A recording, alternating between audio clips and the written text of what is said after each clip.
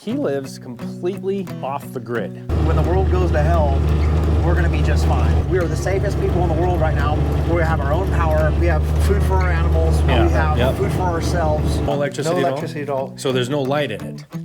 We're literally going to be just fine. We don't have a microwave. We don't have a coffee pot. Anything that conducts heat is. I've had these guys knocking on my glass door to my house. Oh, Yeah. really? You can tell this is a Mustang because he's got the brand on him right there. I don't care, at least as long as I don't sound like an idiot. I sound like an idiot all the time. So this is the lamppost, so we don't want to go too far past this, right? Right. 100% of the landowners in the Cuyama Valley got sued by those 6 entities.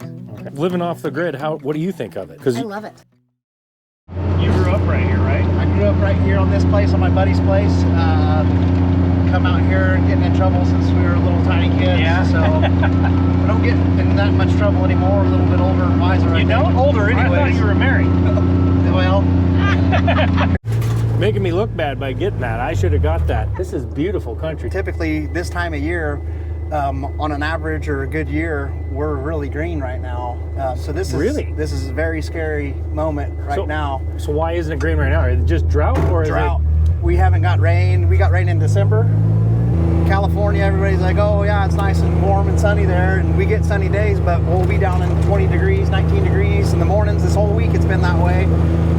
Frost, and then we get that afternoon wind, drying the grass out. So you're cattle ranching then? I cattle ranch, and then that's my part-time job, many part-time jobs. So I caretake the ranch up here.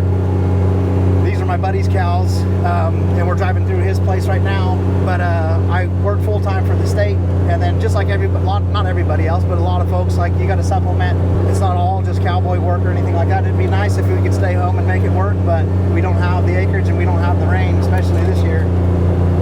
Definitely ranching especially is something that has so low margin as far as the profit. And it's so questionable as far, because especially if you're doing a commodity, you're selling commodity, so you're selling your calves. So you're selling calves, you don't have any idea even what the paycheck is going to be. So you're guessing at your paycheck for 1 year, and the margins are so thin, you almost need another job on top of it just to make it work, unless you're huge, and then you're just taking way more risk. Yeah, exactly. Like, it's like more cows, more money. That's not the case. No. So we're headed up to... So we're on our place now that we're going to take. Once we cross that gate, then we're on our place. And then we have forest behind us all the way to like San Ynez, Los Olivos, all that stuff. It's just backcountry. We're up here in the mountains, off grid. Everything's on solar here. There's no PG&E, there's no nothing. So we're completely on our own up here. So I mean, this is remarkable here, because this is totally different than 100%. Where I was this morning. There's so many different climates in Cuyama. Right here in this pocket, talking from 4 or 5 miles down the road that way to about 3-4 miles down that, we're kind of in our own microclimate, so we get a lot more rain. You could almost count on it that we get double the amount of rain here that they would in town, where you met Charlie, and then you had lunch at the Buckhorn. So you get more rain here? Absolutely, yeah. Because of the mountains. So the way the storms come come up in, to the mountains, they come in here and they hang out here on the foothills, and then the way the mountains are built, there's another little ridge line that comes down and kind of splits the valley, and it kind of just stays in this little pocket. Most of these stream beds are dry. Correct. Right, so do you ever have live water in there? Yeah, we do. So the last couple of years, like I said, right now those would be running really good. Like, we go through them in here, but it's, California, you get 2 years of good rain, that's pretty good. 3 years, super lucky. Being tough isn't about muscle. It's about mindset. It's getting up before the sun, when the wind cuts like a knife, and the work don't care how you feel. It's showing up every day, no matter who doubts you, no matter how bad it gets. Tough ain't loud, tough don't brag, tough just gets the job done. That's why we made this shirt, because real life ain't for quitters. It's for the ones who ride for the brand, the ones who push through, and the ones who know. If that's you, wear it proud. Really cool. This is all rock. It's all These rock. stalls are... So that road you drove up, that's where all this rock came from. Really? And it took him, I think he said 5 years to build the rock part, because he'd go down and that would take a long time, yeah. He took his kids down there to the bus, and he'd pick up rock on the way back up, and he'd come up here and work on it. And he told me, he goes, oh man, that barn is beautiful that you built up there, Oscar. like, you did a heck of a job. He's, oh, nothing square. Very humble guy. Yeah. Nothing square, nothing's level, none of this, all this stuff. And I was like, it's beautiful. Oh, it's gorgeous. But he said, you know what? I never once heard a horse complain. Yeah, exactly. I was like, Exactly. well, That is true. You That did is your true. job. There's some more of that rock. That This is a rock very pile. nice. This place is just, Yeah, he did a great job. You can tell this is a Mustang because he's got the brand on him right there. They put, so all wild horses, or I guess the ones that are managed by the BLM, have that freeze brand on them. So they run them through when they're babies and put that brand. I don't even know what it means actually, but they all have it. What is this? Is this that's like Narnia. I was gonna say this is the lamppost, so we don't want to go too far past this, right? Right. Yeah. No, that's, you don't want to lose your way. Exactly. I was just looking at that, thinking exactly what you said is Narnia. I was like, man, down there somewhere. So yeah, the be. owner decided, and I like them. They're cool. Yeah, You know? they are. They're just kind of placed here and there, and Oh, I with see. no real particular order. You see ranch life a lot of times as this idyllic thing. Well, a lot of movies don't help either. Yeah. So you're seeing only the good parts of it, and you don't see the every single day. Like these guys, they got all this Yeah. grass to got go the eat. cows They want to sit by my well They and wanna try and sit break all my plumbing. And right break my there. fence. Yep. Thank you. Yeah. We got married here on this ranch. Oh, you did. And on our wedding day, the night before we set out all the chairs and everything. And we put the cows on that side of the ranch. Okay. In the morning, they had knocked over all the chairs, moved down the aisle. Everything that wasn't supposed to happen happened. Oh yeah. Yeah. Right. So these are Brangus, Yes. which is Brahma crossed with Angus. Yeah. And that's the typical. That's what most folks go for out here. Most people run up here. The Brahma handle the heat better, right? Yes, exactly. Yes. They're more of a drought. Yep. Oh, the cows are going to see if they can get some of this. They're spoiled. Yeah. They're my welfare children. Yeah. Yeah. Exactly. Come on, Rose.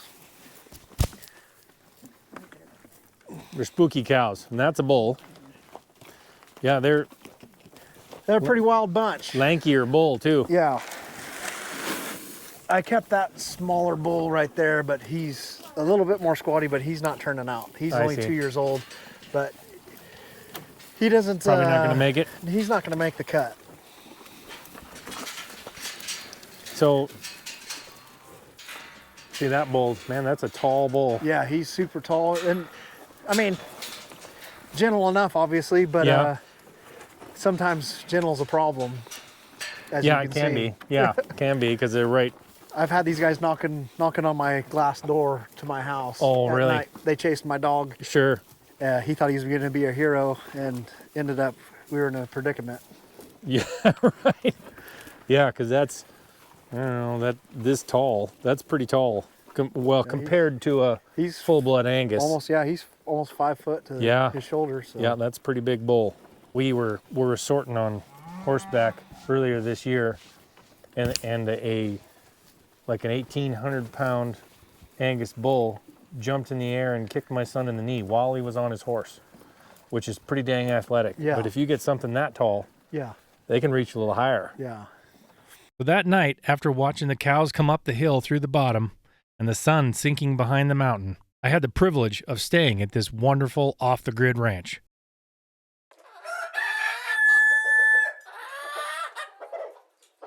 Him and his wife and his 2 daughters live in this house. There is no grid here, meaning they don't have any electricity to the house that comes from the main grid, right? Correct. Yeah. So we're all on our own. So this is where it all starts. So These are our okay. panels right here. This is where we gain all of our electricity from. So running from here to these panels, you can see the conduit goes up the back side of the house there into the house, and we store it, and we have a battery bank there. Well, the sun's hitting it, probably uses, there's probably a lot of juice that goes to the house just from this, right? Correct. Yeah. And then the batteries are for when the sun's not shining, correct? Yeah, whenever the sun's not shining, and you do get some recharge or some charge from when it's cloudy out. Doesn't always have to be 100% sun, so you're just not getting as much. And then what we're not using at the time gets banked into the batteries. And then that's for when complete times of darkness at night. Challenges are when you're coming from having whatever kind of power you want at the flick of a switch. Now I run around a little bit more often turning off lights. I'm a little bit more disciplined about that. My wife can't really run the blow dryer, and sometimes that goes out in the morning, and she's not happy, but that's just part of it. We don't have a microwave. We don't have a coffee pot. Anything that conducts heat is a huge drain on your solar power. So those are the luxuries that we don't have out here. Other than that, in the Cuyama Valley, we have so much daylight and so much sunlight that it's kind of a no-brainer. On the winter months, it'll probably go behind this mountain 4:30, 5 o'clock. Still daylight out, but the sun is behind the mountain. And so you're toning down your day. You're not using as much power. You're just being more conscious about what it is that you're using. We try and use fire for our heat source. So wood fire. Wood fire. We got plenty of it here. At least we're fortunate for that. This ranch is really set up for being off grid. We've got an abundance of firewood. And you're burning oak. Oak. This right? is a pine tree that fell right here, but you can see, I mean, this is all from the snow a couple years ago. Is this oak stuff here? Yeah, some of it's pine, some of it's oak, some of it's the olive trees that I've pruned up because they were too close to the house for fire danger. Olive trees? Yeah. Which one's the olive I got tree? these ones right here. This is olive trees, right? Olive tree right here. So they grow right on the ends of these, or do these hang off? It'll be just loaded everywhere. This things, and we don't touch them, we don't water them. It doesn't matter. More rain, obviously, we had more yield. You could not water them, and it could get very little rain, and they will thrive. I see you got a bunch of chickens down there too. Yeah, so we're fortunate enough to where the owner of the property that we caretake for, she kind of allowed us a little farm. So we'll raise out pigs. We've got a couple sheep.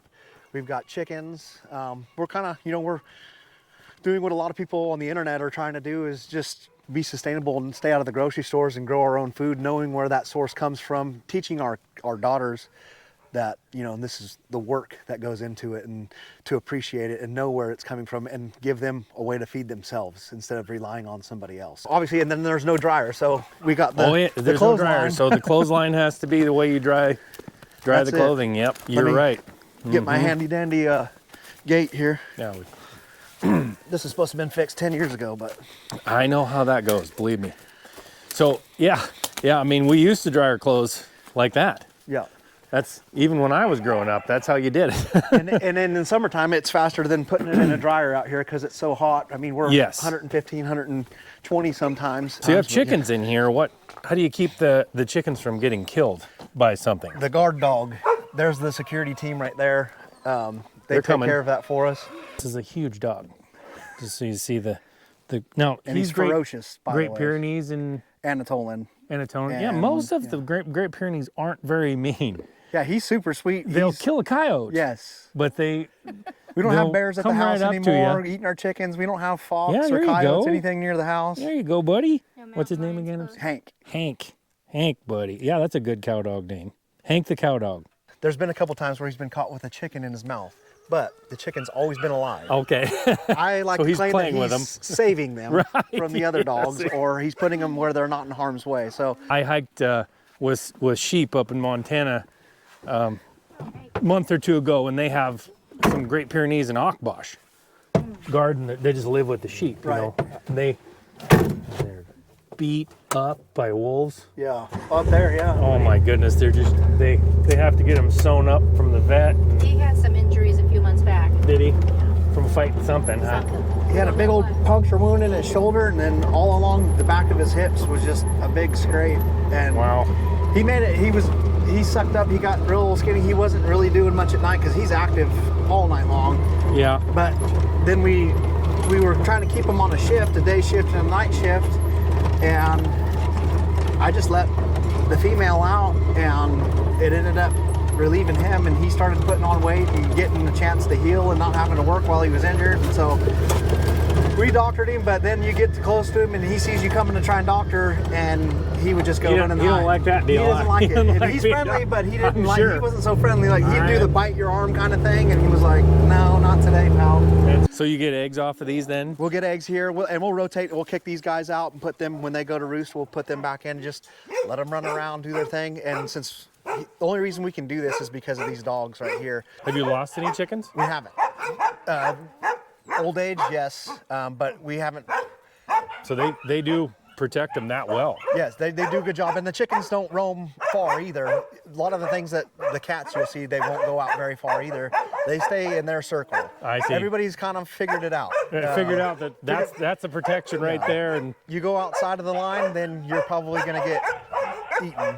right. So Yeah, this was there you just laid. You can feel how warm it is already. Oh yeah. So it might have been that hen that just ran Oh out. yeah. But Yep.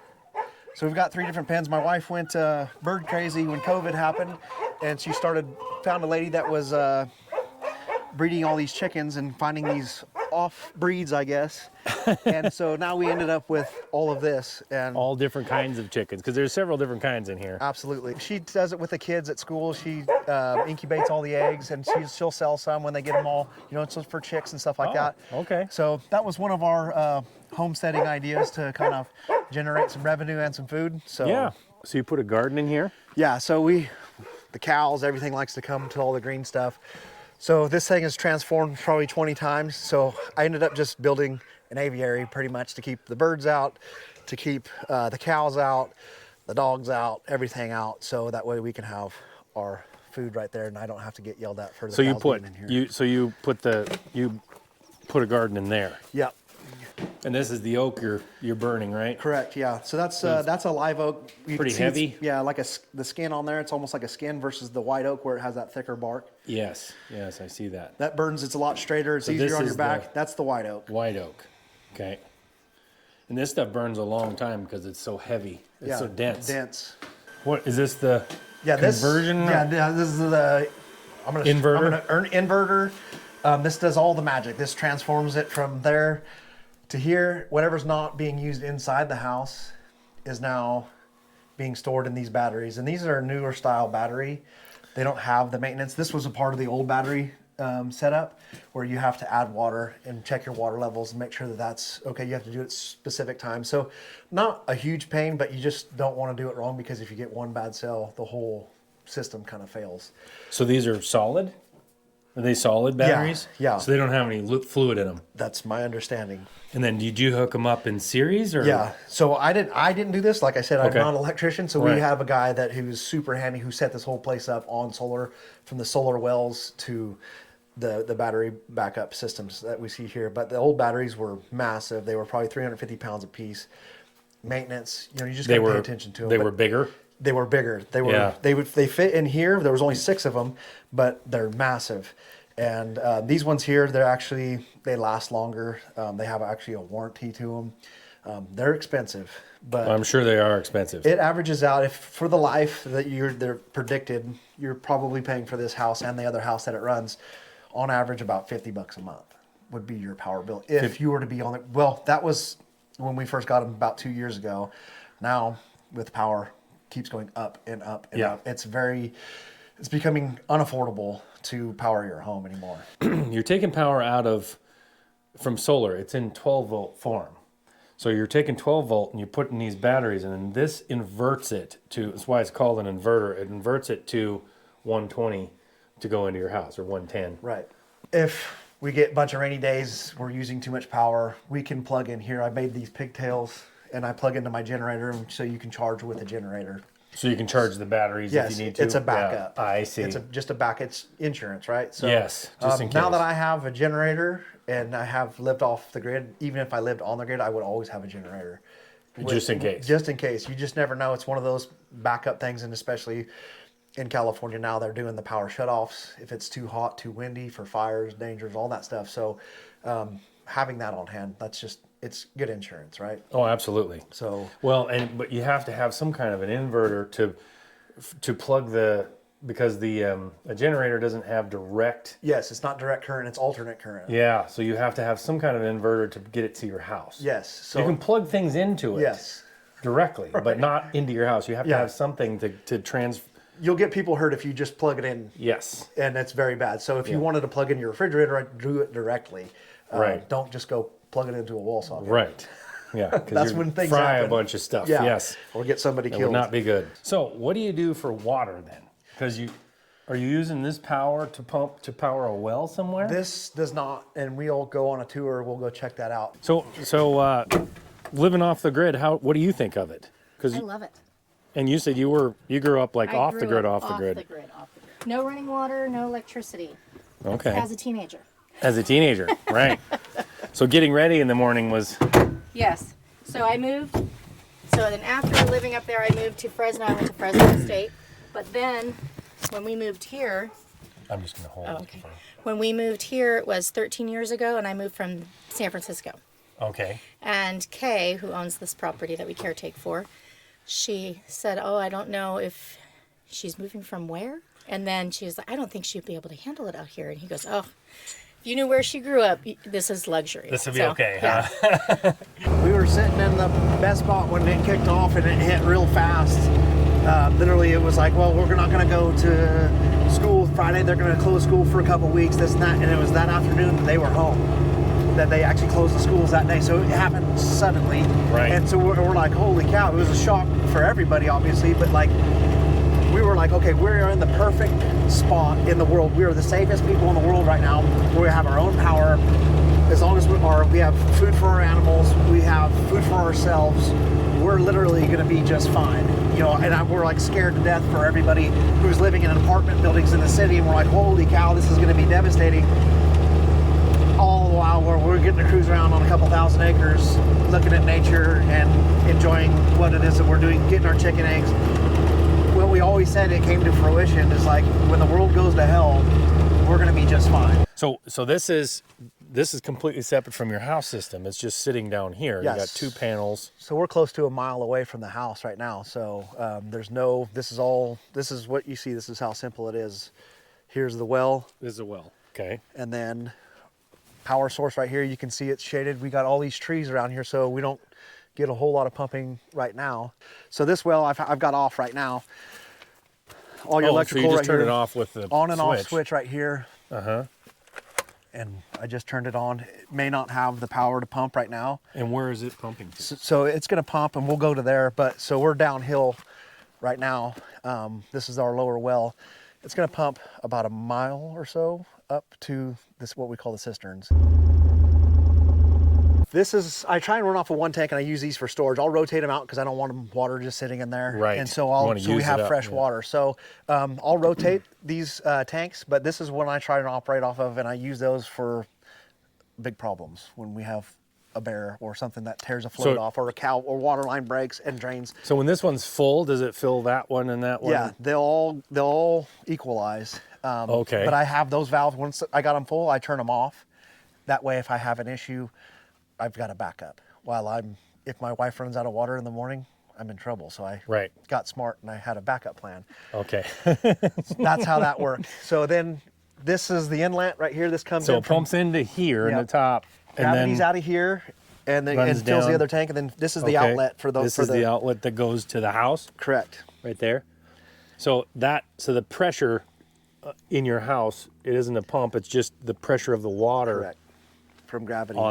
So gravity will push down, even if you don't have a big tank like this. Just the pressure of the water in the pipe itself will pressure up because it's pointed downhill, and you actually get pretty good pressure, I suppose. Yeah, we're doing from here. We do good. Yeah, it's nothing to complain about. That's right. for sure. This is going to feed. So we got approximately 40 head of cattle on here. Oh, on here too. Okay, this so there's is everything, drinking water. Drinking water for the cattle, drinking water for the horses, for all the chickens and everything. Everything that needs to drink water, the wildlife, is coming out of this tank. Coming from the wells, coming to here. And then this is our pump that we have inside the tank, to where I can boost from this tank. So there's a pump, there's a submersible pump in there. Correct. That you can use to pump uphill to boost it to the other third of the ranch. Cows, they drink about, let's say, 30 gallons of water a day. How many you got on there? Got give or take 40, just depends on calf crop and all that. Sure. So around 40, 1,200 gallons a day, something like that? Yeah. How many gallons? And this is a 5,000? This is a 5,000 gallon, but you know, it's a 5,000 gallon if it's full all the way to the top. So right now, if it's full, this is the overflow right here, right? Yeah, that's the overflow. So that's as full as it's going to get. So you're when probably it comes only up to here, it 4,500 comes gallons down is probably what you're getting out. 4,500, yeah. They keep away from like a reservoir or anything like that. There's no there's lids on top of these things, there's no evaporation. So Exactly. it's key. It's something that I never thought about when we were putting these in, but I got to thinking, I was like, well, that's pretty handy. Like, we're not losing Yeah, we're water. not losing any We're water doing to our the air. best to conserve what we have. So do you have to treat this with anything? No, we don't treat it. We've tested the wells. Everything's good. Our water quality's fine. And you like this mule is like, This has changed our lives here. This has been a game changer for us. Like, driving around in a pickup truck, but it beats the snot out of here. These things are designed to go on these ranch roads and survive. Right. Your pickup truck doesn't last near as long. yes. Look at any old feed truck on a ranch. Look at any truck that's a ranch truck. They're beat up. They're beat up. And Yeah. they don't have a lot of miles on them probably. So Right. You're also pumping to this then? So we'll pump water into here, and this will gravity to a couple troughs that go So again, it goes in north up there, and south. comes out down there, and then goes to that tank right there. It just kind of flows, and then you have a shut off right there, There's a float valve. there. Yeah. This is my first indicator right here that I'm running Out out of of water. water? So Yes, if this 'cause right water here- level is below this float, and there's air and there's daylight, you hear the water coming through, and then it shuts off.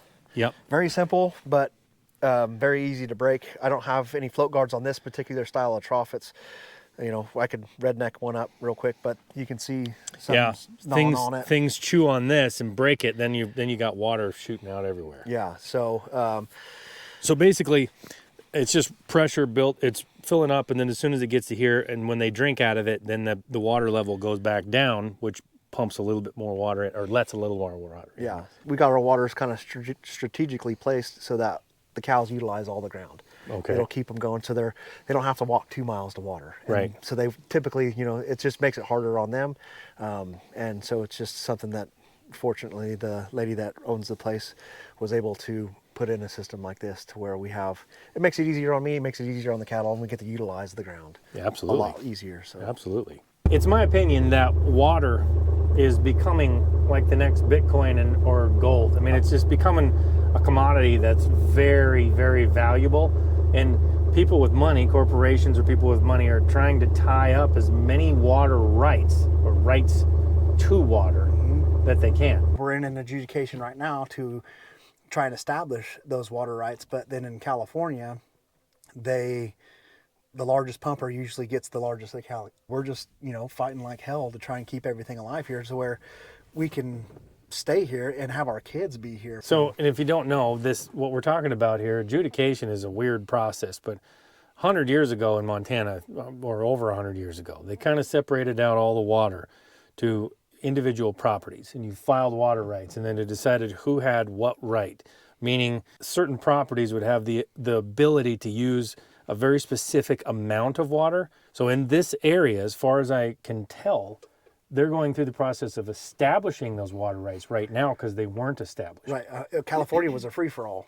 Whatever was there, you could pump it out. And if it went dry, then you went deeper. What he's saying is that how they're trying to set up the water rights is the person who used the most should get the most water rights, which is kind of ridiculous because if somebody abused the ability of the free-for-all, And that's what happened. and it's typically, in this case, it's corporations who aren't living here anyway. Corporations often can get in the process of extraction.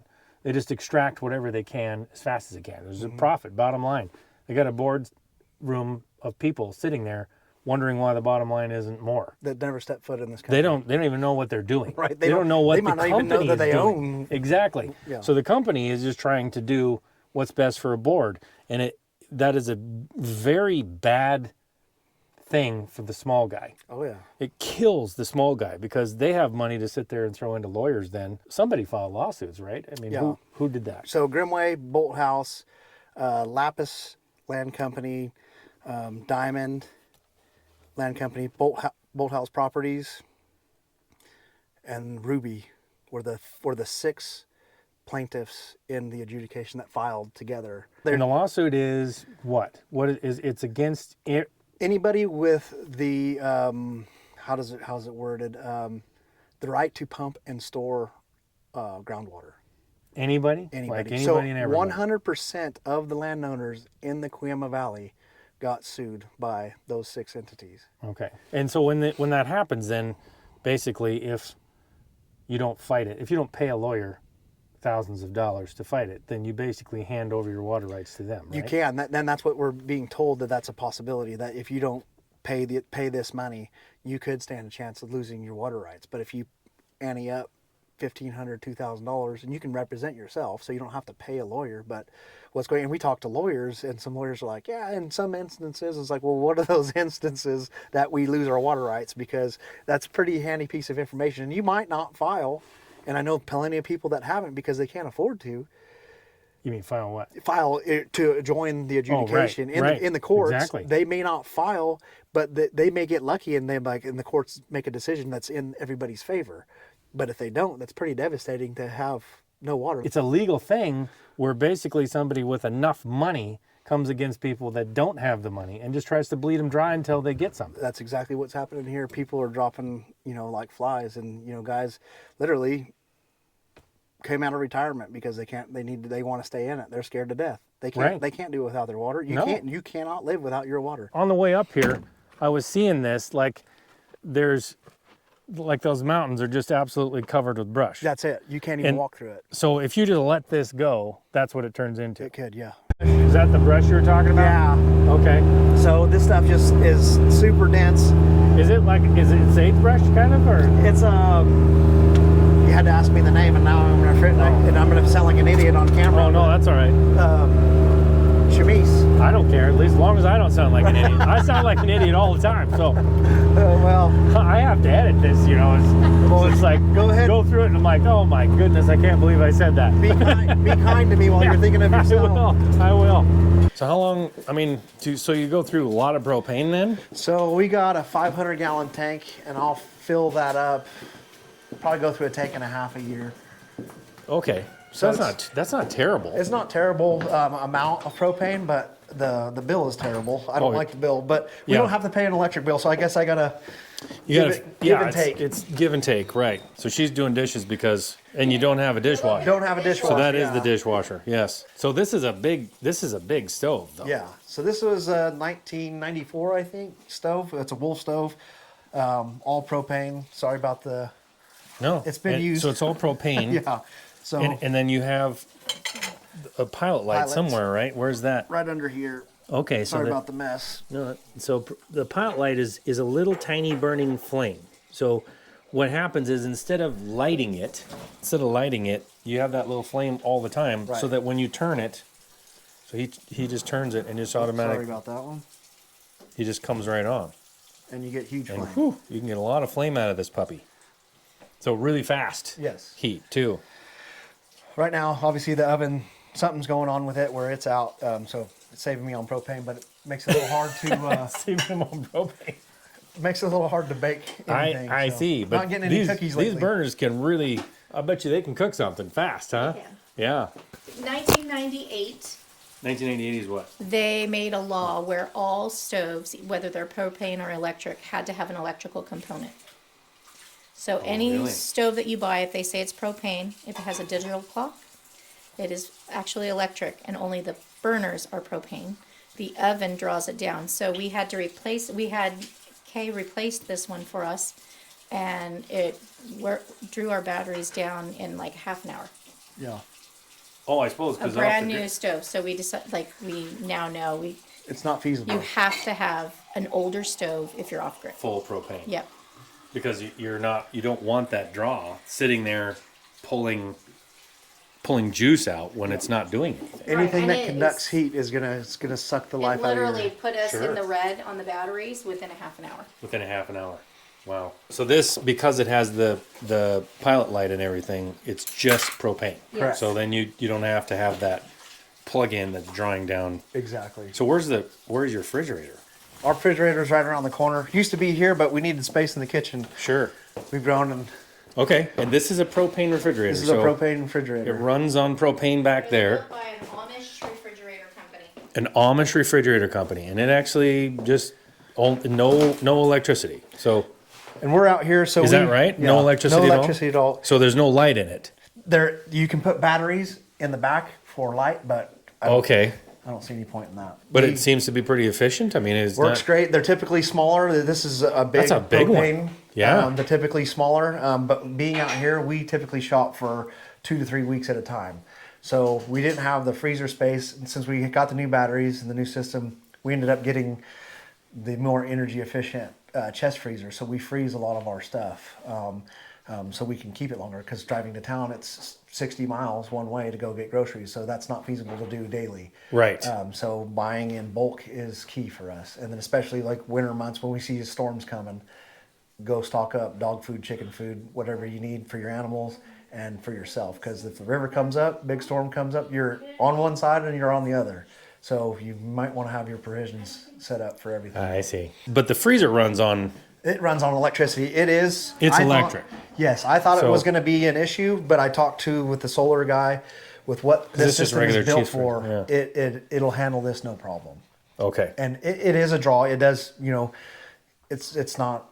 It does take up energy, but it is fine. And once you get them cooled down, they typically don't kick on and off like a refrigerator would, because you're not in and out of them all the time, or the kids aren't going in and out getting milk or juice or whatever. So once this thing's cooled down, it doesn't take a lot to keep it frozen. I see what you're saying. You have one bathroom in this house. Yeah. How does the shower work? I mean, can you only take a shower when it's daylight, or No. So everything's Because stored. you have the 'Cause we pressure. have storage. Yeah. We can operate at night. So if, the horses need a drink of water, it's gravity. It's on a float. Works just see. fine. Same thing here. You got your valves that shut everything off. Got the hot water heater that runs on propane too. Heats the water, but it's all just off of head pressure. That's all it works. Okay. Our houses, even though, no matter what we do, we have things that sit there and draw power all the time. That meter which is- still spins. This meter is still spinning. So when you're off the grid, you do not want to be sucking off those batteries when you're. Yeah, I think it's taught me a lot about managing just your own house, right? Like when you run out of power, not everybody's happy. So I got to go out, start the generator, do things like that. So I really try and do things to go turn off lights, to be more efficient. You just don't want to cause problems. It's better to be proactive than reactive. So And what size of generator are you running? I mean, how big? I can run, you can put what you want. Right now I have a 3,500 watt that I can put on there and I have a 6,500 watt. Okay. I've got them both sitting right there, but I can do either or. But if I really want to get going, then I put the bigger one on there. Because especially we had 30 people here for Christmas. So I just go kick the generator on at night in the evening, and just to kind of get a full charge, so we'll make it through the night kind of deal, because they're not so off-grid savvy. Right. Everybody's just hitting stuff. And so you just manage it that way by keeping the bigger one on there and getting more power, because then whatever it's using inside the house goes to the house first, and then whatever's extra gets banked at the time. So if you in the have lights batteries, on, a bunch right. of lights on, it's going to try and pull that, I but see. then in excess will go in there. So I'd use the bigger one. There's no air conditioning because that's a massive pull on. Right. We tried that in the beginning. The landowner didn't want to, because we were running off a spring, and she was being very cautious about water. Still very cautious, but not as much. We use evaporative coolers, Okay. called swamp coolers. What do they use? They use water and just cooling pads, and the water wets the pads, and there's a big fan inside that creates the airflow. They're not super cool, but they keep the air flowing, and it's a little bit cooler. But when it hits 100 degrees, you're just getting basically air blowing in there. You cannot run a AC unit on these systems. It's a huge draw. Yeah. I'm always surprised that TVs don't really use a ton. No. As much as I thought. And I think these newer, I guess Yeah, if these you newer call, flat call this screens. newer, this one's Yeah. probably one of the first flat screens. It's that- probably not new, but Yeah, we've milked it, but we had the old tank ones that were probably 300 pounds, and it's a 32 inch. I and moved a couple of them. They were they're big. not They fun. probably suck some juice. Yeah, that didn't seem. These seem to be a lot more user friendly. Okay. On the solar, and then And obviously, then you obviously heat with the yeah, wood. So this is our heat source right here. So Yeah. this was the game changer for our house. The other side of the house, you see how the house is. It's built kind of awkward. Mm-hmm. That wasn't enough to get heat over here. So we were in here huddled up in beanies for the first few Right. years, trying to, really stoke Stay that warm. fire. But this thing here now heats up This section. of the house. right. So. And then you just use the metal just kind of off of the wood for heat shield. Heat shield right there, and Yeah. then we triple wall through the roof and all that stuff. So Yeah, I love wood heat too. Yeah. Wood heat feels so good. it's good, and it gives the dead wood a purpose. You know what I mean? It does. Like I Uses said, it we up. use the ash for the garden, for the plants, all the benefits that we're learning more about. Right. As things move on. So Right. This video is actually part of a larger series, which is my California series, where I drove 3,000 miles round trip to get the real stories in California about the rural people, how they live, and what they're dealing with right now. You're not going to want to miss it, so go to lifeinthewest.com/California, lifeinthewest.com/California to find out more. She's still holding.